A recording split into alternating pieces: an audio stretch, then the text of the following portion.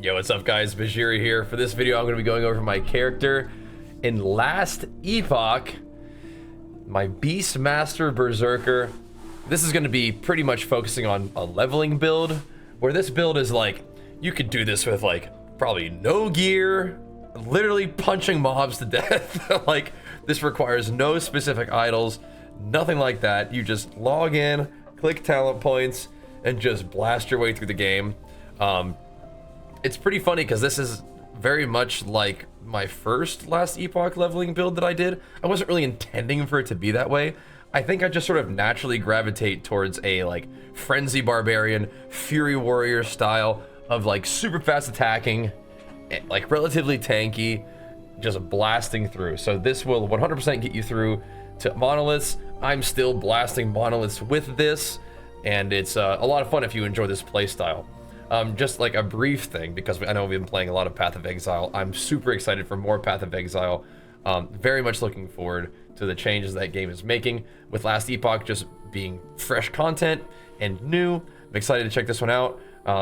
Initially, some of the comparisons are last Epoch is just a whole lot faster and easier than Path of Exile. So if you're needing a small little bit of a break from like the intensity and resistance, scarcity of gear, challenge of content from Path of Exile 2, last Epoch may be a little bit of a breath of fresh air for you, where it's pretty easy. You just blast through everything, and I really enjoy Path of Exile 2. I enjoy the challenge, I enjoy the scarcity, but I'm having fun with this too, so keep that in mind.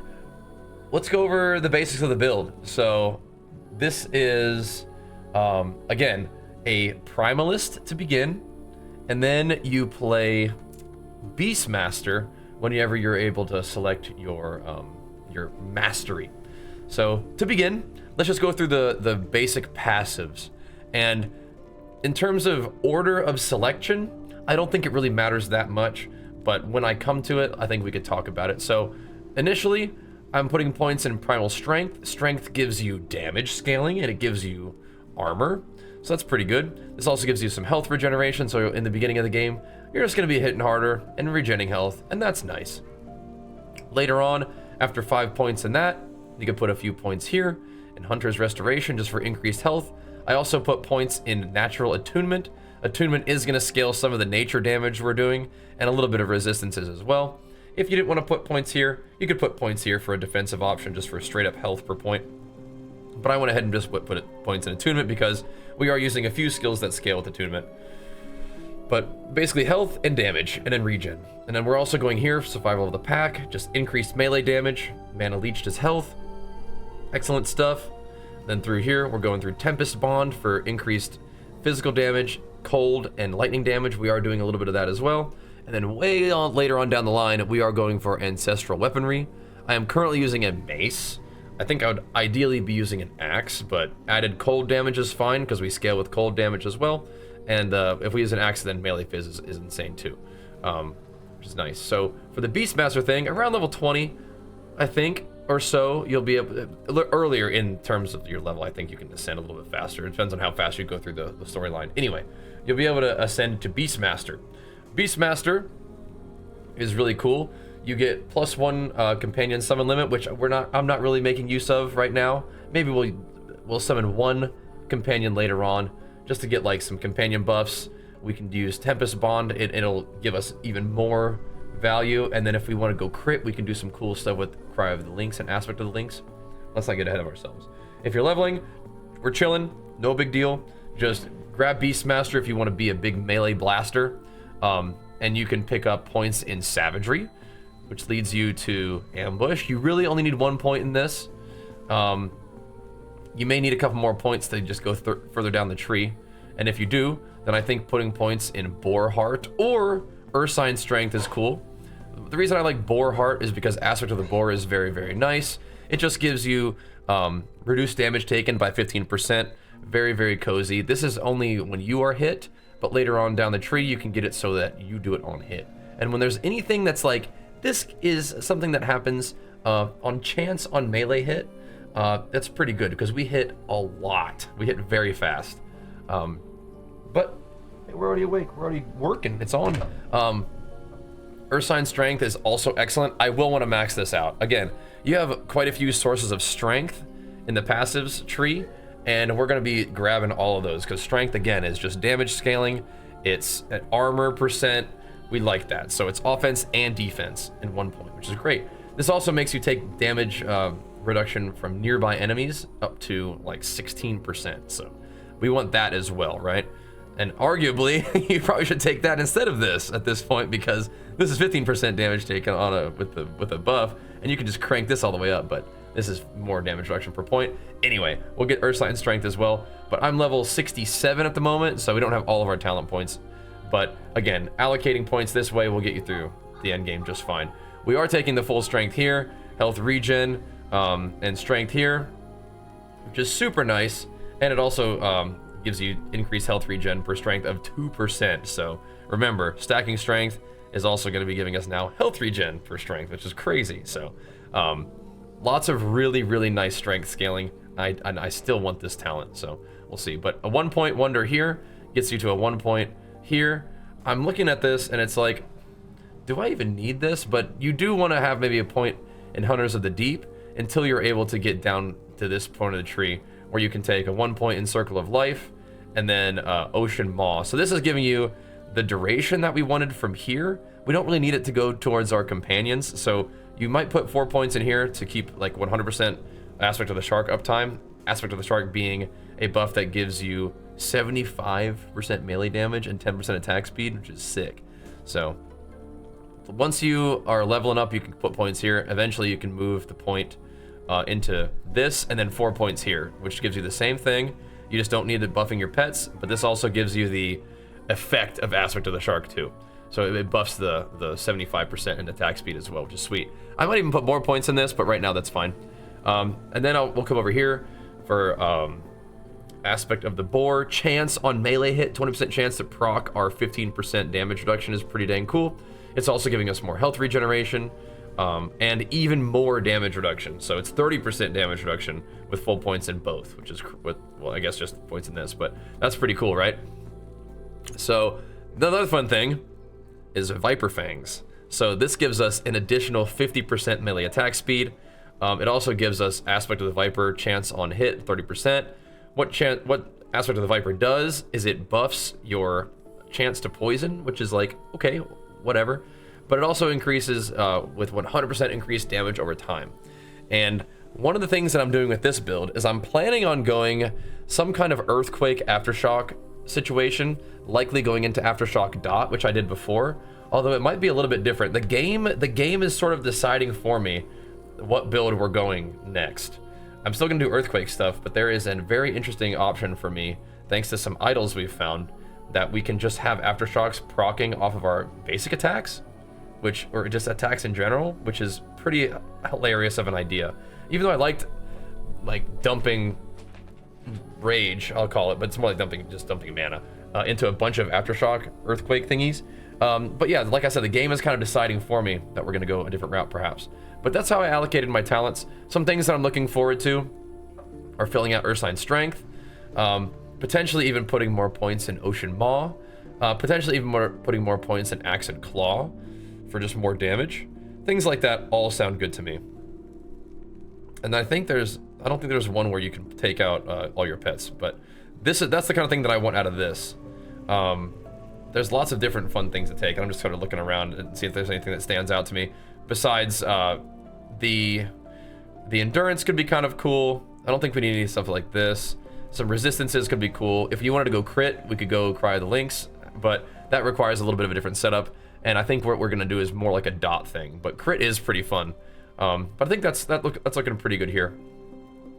Yeah, but maybe more points here, definitely more points here, and probably some points here for later on down the line. But we also got to make sure that we save a few points, and may even start putting points in soon into the Shaman tree. So you level up as Primalist, eventually get the option to ascend into Beastmaster, but you can still put points into other trees as long as you stay beyond or behind this chain right here, right? So we're probably gonna end up putting points in at least 5 in Fury Leap, cooldown reduction kind of thing. It also just increases our damage. You could put points in Attunement and Penetration, just so that you do a little bit more damage with your skills. And they, but I also want to put like at least 1 point in this thing, and then probably a couple. So it's probably gonna be like 5, and then a couple here maybe, but then like maybe like 1 point here and 4 points here for more attack speed when I put a totem down.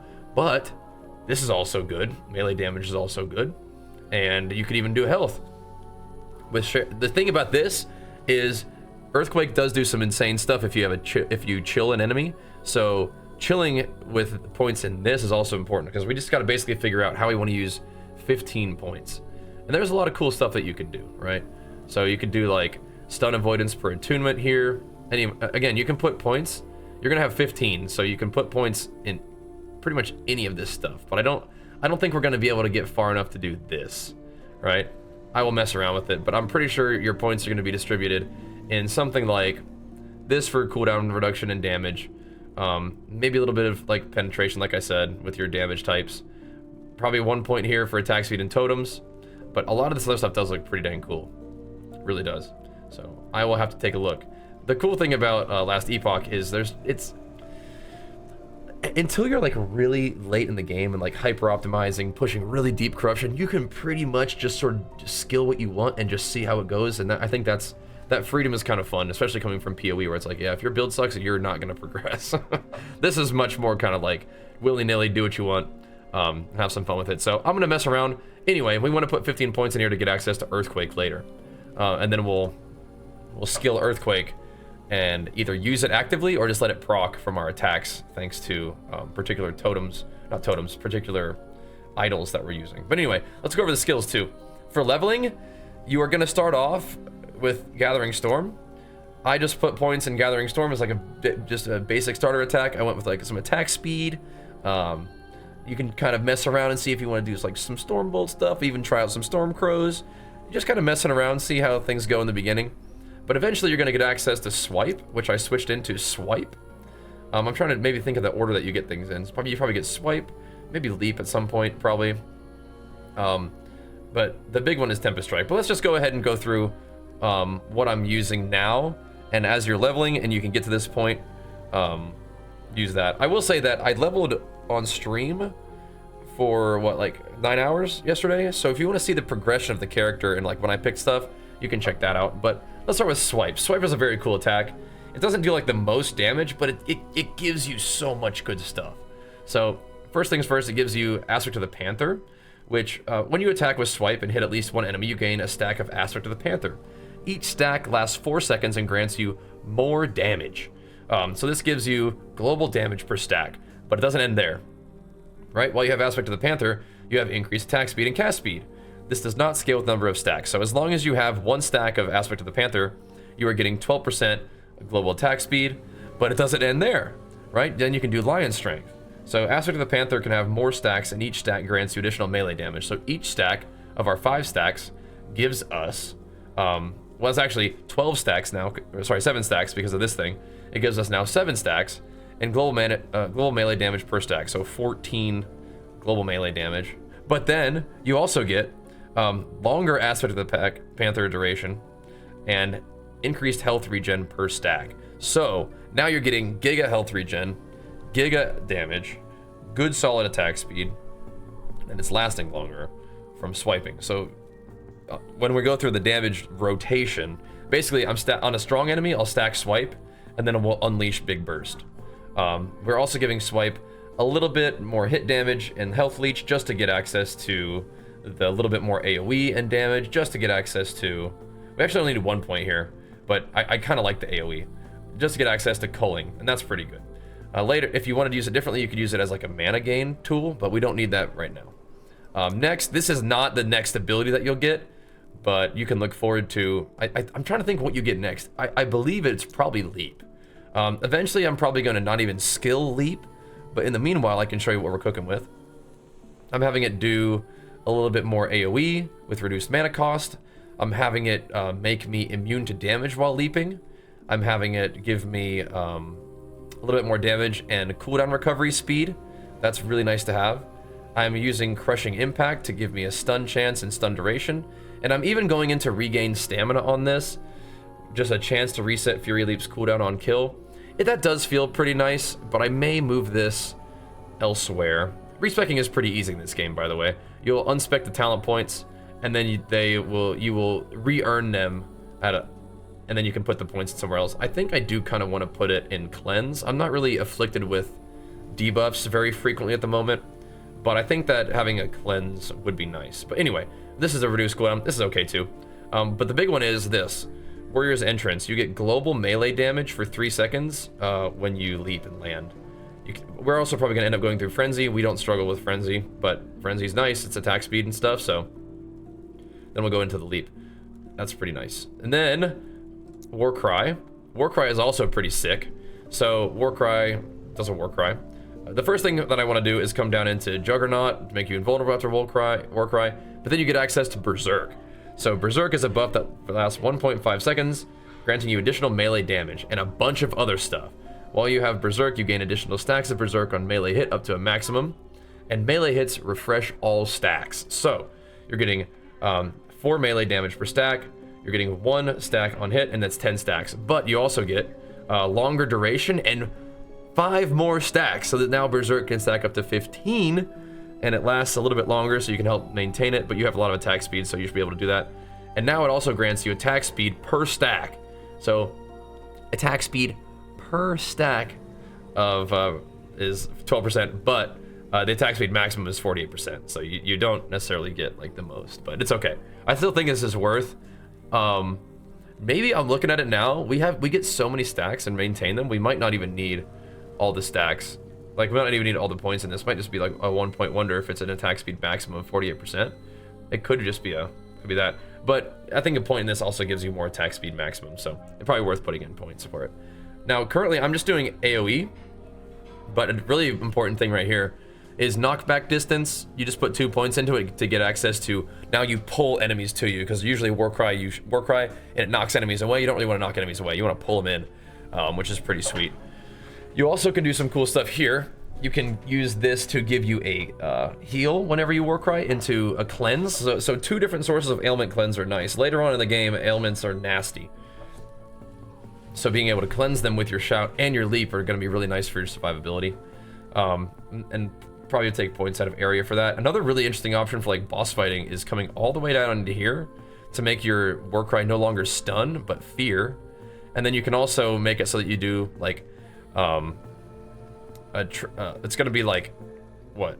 Damage to feared per Berserk stack. Does this scale up too?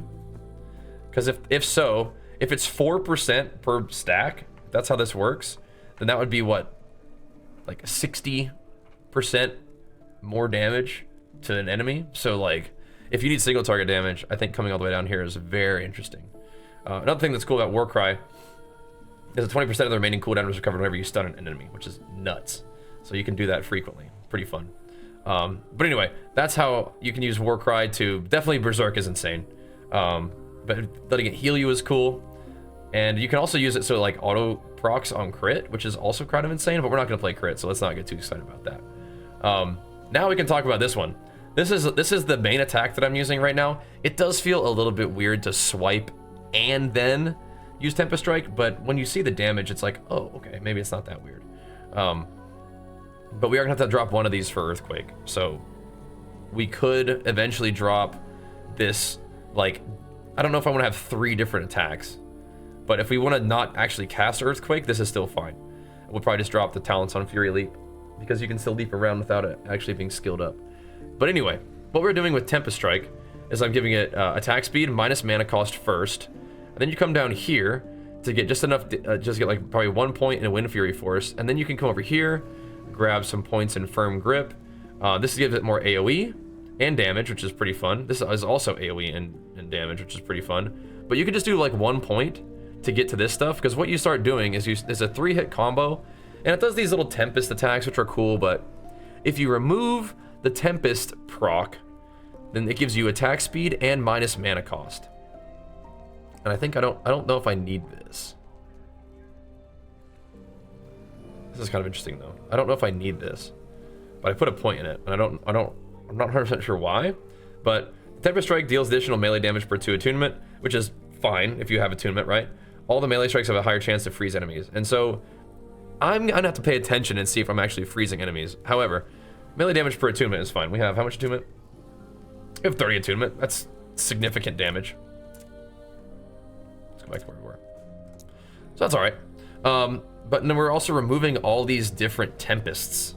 So every time we remove a Tempest, we get 20% attack speed, which is a lot, and minus mana cost. So we're removing all the Tempests. So basically, we just take all the Tempests off, which makes it free, and then we just stack damage on it, right? Let me just come back and fill in these talents.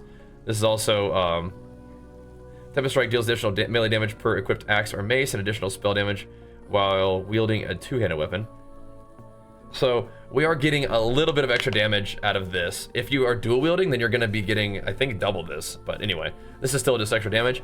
And everything else doesn't really work that well for what we're trying to do. But I probably will put a point in this. And then the haste thing would be interesting. But it's all about casting, like, it all scales off of Tempests, right? So, like, we don't really want that. So this is another thing about this ability where it's like, not sure about that, if we want to like really stick with it, but we don't really use mana or anything, but you could always use this to regain mana. We'll see. We got some options. If we wanted to use one Tempest, that opens up our options, right? And one Tempest is actually potentially pretty cool. We could just kind of choose which Tempest we want based on the attack. I think the Wind Tempest one with haste would actually be really sick. So that might be fun. And all we would do is we would just allow the Wind Tempest to go through, which would nerf our attack speed a little bit, but if we get a bunch of plus melee skills, it might be kind of cool. So anyway, that's our like super fast attack. And then we also play Frenzy Totem. Frenzy Totem gives us a really juiced up attack speed buff that also gives us damage and even more attack speed. We take a little bit extra damage with this one, which is it. Keep that in mind. It also makes it cost less mana, gives us more damage on it. It will tether to us, which is kind of fun, so that we can move around. And when we're close to the totem, it gives us even more damage. We can extend the totem's reach. We are not critting, but if we were, we could do that. And then for more points, I'm just going to give it more health and make the totem last a little bit longer. And that's pretty fun. We just plop the totem right in front of us, which is another thing that's kind of cool. So with that being said, I can show you my gear, which is just kind of fun. My gearing strategy for this character was to set my loot filter very strict, not pick anything up, and just only get gear from the little nemesis guys, basically. And that worked pretty good for like a long time. Again, there were times where like I was crafting my weapon with the forge, I took it off and I just forgot to put it back on, and we were still killing enemies just fine. So it's like, okay, that's what we're dealing with here. Things that you're looking for, I think you still benefit from like elemental damage as this build, which is fine. So if you have like cold, lightning, elemental, that's all still giving you good stuff. But on a weapon, you probably just want damage. A lot of what I was doing is like, does this weapon make you do more damage? I was looking at the tooltips and stuff, and that's where I'm at with this game. Just kind of having fun goofing around and just not really thinking about it too hard and just seeing just like number go up. Good. This is pretty funny though. It does give me like 30 strength, so that's going to be a lot of damage scaling. Attack speed feels really good. We don't really need crit, but it is what it is. On helmets, just giving you stats and resists and armor is good. Armor in this game gives you damage reduction to physical primarily, but also you get half of it as like magical damage too. So that's kind of nice, magical damage reduction. So like strength, attunement for damage stuff. Obviously, like, looking out for, well, first of all, movement speed, but just like resists and stats and armor is great. You're gonna get a lot of these Weaver's items, which are pretty fun. They're gonna proc extra little stuff for you. My gear is trash, but again, we're just kind of putting gear on and going for it. This is pretty fun, but anything with movement speed is pretty sweet. If you can get your hands on one of these, the Thorn Slinger is pretty fun. It's +1 to all physical skills, movement skills, or movement speed. Bleed on hit is really nice. These boots are nuts. We found these 38% movement speed, bleed duration, more physical ailment damage to moving enemies. I wonder if that even means like the earthquake dot that we'll get eventually. And then it gives you huge freaking stats. Strength, dex, and intelligence. That's pretty nice. We only really use the strength, but still, I mean, that's cool. Gloves, I like attack speed on there. Elemental resistance, we got attunement on there as well. Rings, a little bit of elemental damage with some endurance. We have a crit chance on there, which is kind of funny. A ring, we got vitality, regen. Flat regen is really good for us because we have so much percent regen. This gives me a bunch of health and resists and elemental damage. And my relic is like, this is kind of random, it's just all res with attunement, but then it gives me 89% increased physical damage, so it's like, huh, this is randomly interesting. And then this gear is just like attunement and strength and armor. It's pretty big damn. We don't mind that. So my relics, a lot of times with relics I'm looking for like resists and health stuff is excellent, armor is excellent sometimes, but some of the big daddy ones, they'll buff the duration or effect of your aspects, and just melee damage is cool. And then you'll have these little options to weave them later on in the game, where it'll give you extra little perks on there, extra little procs. But here's the one that I found, a couple of these, and this is the thing that's making me think the game wants me to play this build, where you chance to create an aftershock under an enemy on melee attack, right? So aftershocks are these things that proc off of earthquakes, and what you can do is you can spec out earthquake without even actually using earthquake, and your melee attacks will just proc the really high damage element of earthquake stuff. Because again, once I go shaman, you can go down here and you can still scale all the aftershock stuff, and you can scale aftershock into making it a damage over time effect, which makes it do a lot of freaking damage. And then you can scale all of this stuff with anything with that aftershock related. You can still scale that, so it's just you're just gonna be running around auto attacking and proccing earthquake effects, which sounds pretty fun. And the game has decided that it wants me to play that by giving me all these relics. So I'm like, okay, cool. Let's show you guys what I'm cooking with. I think at some point we're gonna have to make a video going over the weaver stuff. But I guess if we have a cemetery of weaving, we can go take a look at that real quick and show you guys what we're working with in terms of gameplay, and just talk about the weaving element and just how this thing works. So this build is really funny.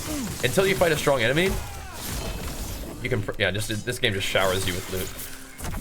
Until you fight a strong enemy, you can pretty much just run around auto-attacking stuff, and that'll get the job done. If you fight something strong, you can berserk and throw your totem down. And if you fight something really strong, you can swipe to get 7 stacks, and then rip them up with like giga increased physical damage and regen on a strong fight. So the new league introduces these like weaving elements, which does a couple different things. But one of them is it basically does the Path of Exile map system, where it will drop you little weaving map thingies, which you add those to your map, and it gives you Atlas passives, essentially, like little weaving points. And then you can customize your end game a little bit in terms of what'll pop up in your maps and your little weaving map things too. So that's pretty sweet.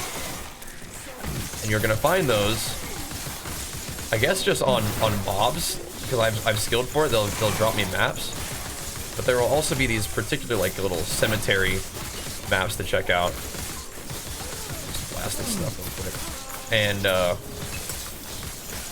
once you go in there, you'll, I guess, fight some weaver monsters, and at the end there will be a little option for you to throw some stuff in a big web of maps. But so what I was talking about, these Nemesis guys, these things are new-ish. I don't think they're brand spanking new, but I'll go talk to these guys, and they will give you a set of gear, like a bunch of items that are like empowered.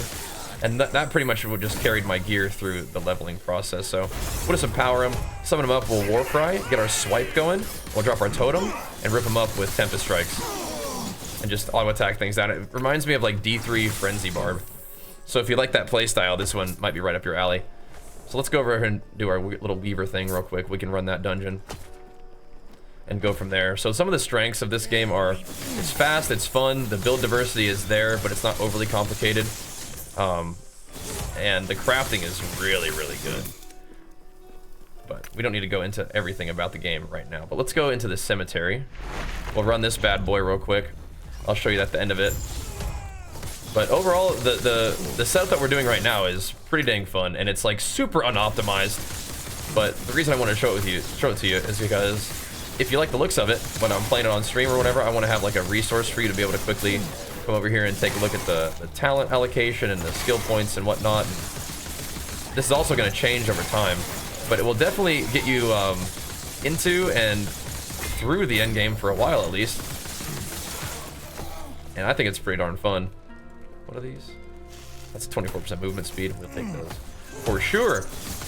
But the game has its own loot filter that you can put in there. So again, I put a pretty strict loot filter on, and just like, I feel like I just didn't pick up any loot the whole time. All I did was just get the loot off of those Nemesis guys and just put that on, like, just, you know, equip, you know, various like unique items that we found.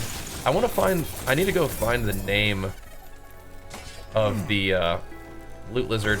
I gotta go find the name of this chest armor that I found that gave me a bunch of movement speed and haste. Like, that was definitely helping us just fly through the leveling process. That may be the most important stat for leveling, is just movement speed. Because I don't think you're really gonna struggle with damage or with defense while leveling. It's just a matter of how fast can you get through the campaign. And the campaign for me on this character, just like kind of lackadaisically going through, was about like 7 hours. I think that you can absolutely just like skip way more mobs, run through the game and do it in like a couple hours for sure. So we're gonna kind of zoom down here to the end, but that's the playstyle. Warcry into a couple of swipers. What is this? Shield. Into a couple of swipers, and then you pop your totem and really rip them up with the Tempest slash. So we could put a couple little things on the Tempest slash to give it like a little bit more AoE, but at least we have some damage and well, not damage. We at least have some AoE on it naturally, so that it does something for us against packs of mobs. But you just kind of run around, hold down right click, and just like pop off. Eventually, like, I would like to put a little bit of crit in this setup just because I think it would kind of go nicely, but the reason, so these right here are little maps basically, and then you complete those maps after you add them to your monolith web, and then you have little points to allocate in an atlas basically for the Weaver stuff. What are you guys doing? What are you summoning, huh? Put that out. You guys are weaving too, look at them. There we go. So the end game is pretty fast and fun, and you get there pretty quick. I love the monolith system in this game, in Last Epoch. One of the things that I really don't like about Path of Exile is rolling maps. I just kind of want to go, and this lets you do that. So maybe it's a little bit less customizable of your end game, but I do like just being able to click and go. Love PoE, but that's one of the things I don't always like. I don't like making up a juicy map and then having it, the final stage, corrupt and turn into a T14. It's like, come on, man. This one you just zoom. That feels really good to me. So we're gonna get to the end of this this little dungeon. We'll get our Weaver thing, and then we'll peace out. But I'm excited to play more of this, and I did want to share it with you guys because, again, it doesn't really require anything. You can kind of just get through the game with whatever. I mean, if you find good gear, it's obviously like, yeah, that's sweet. But just movements, just stacking just a bunch of attack speed and damage from the skill tree is like more than enough to get you shredding everything into the end game. And these are just the very beginning monoliths, but maybe this enemy will take some damage. Die. What? Pop our totem. Dead. Beautiful. Grab all this stuff. Oh yeah, now we can, this is really, really neat. So we will grab this and we'll put, so these little maps that have a little plus arrow on them are things that you can do that will give you like passes on the tree. You still can run these though, and just like, we've already done it, but we could run it anyway just to get more points, but we're not gonna slap that on there right now. I do want to show you this. This is another really cool thing. So you grab your idols, plop them in here, and it will enchant it with stuff. So this is increased damage over time. I mean, I'll take that. Let's see, do we want anything else? So increased, okay, we don't like this, so we're gonna reroll this one. That gives me armor while transformed. We don't like armor while transformed either, but we'll just keep re-rolling on this one until it gives us something different. But it also grants it Weaver's Touch, so it gives you something, and then it will give you more things. So sometimes it just buffs up the first thing it gave you, but sometimes it will give you something completely different. So that's a really cool little aspect of this stuff. Let's see, did we find anything cool? Not so much. Then we get, of course, we get loot. What is this? What's this? Exchange woven echoes. Exchange 3 unwanted woven echoes. Another one. So we've already done these 3. Can I exchange these 3 together? Do they have to be? I think they have to be the same one. Oh, hold on. Maybe not. Cave of Shadows. Okay, so now I got a new one that I didn't have yet. No, I did already have this one, whatever. Alright. Doesn't really matter that much. But we get a little point. Since we completed this map, which is a new Weaver map for us, we get a new one. So, I think maybe I'll do this. Unique legendary potential chance, 1%. Okay. First things first. Anyway, you have this whole, like, tree to spec stuff to, like, customize what happens in your maps. Which is kind of wild, huh? Chance that champion will appear to fight the exiled mage. I want them to fight the exiled mage with me. 2 exiled mages, that's fun. So there's a lot of stuff, and we can't get into it all right now. But place an item to make it imprint. Oh, I wonder what we should put in there. Anyway, we are getting very experimental here, but I am having a good time with this. I'll put 1 point there. We'll make champions more common. Confirmed. All right. Let's wrap this video up here for now because I got a jet. It's spring break, baby. So we got some Minecraft to play today with my boy. But later tonight we'll be playing more Last Epoch and shredding with this build. Although I will probably eventually be putting some of the points that we're getting into Earthquake so we can start really making use of this basic attack Earthquake proc thing. But we'll also unlock these little Weaver's Touch thingies and we'll see what's going on. This armor while transformed, we are not transformed, so that does nothing for me, but increased damage over time for my aftershocks. That could be good. That could be good. Anyway, hope you guys enjoy the build. If you decide to give Last Epoch a chance, or you're already playing and want to see what I'm up to, that's what we're doing. Definitely down to do more build updates for Last Epoch like we do with Path of Exile 2. And we'll see you guys on stream. Thanks for watching, guys. Peace.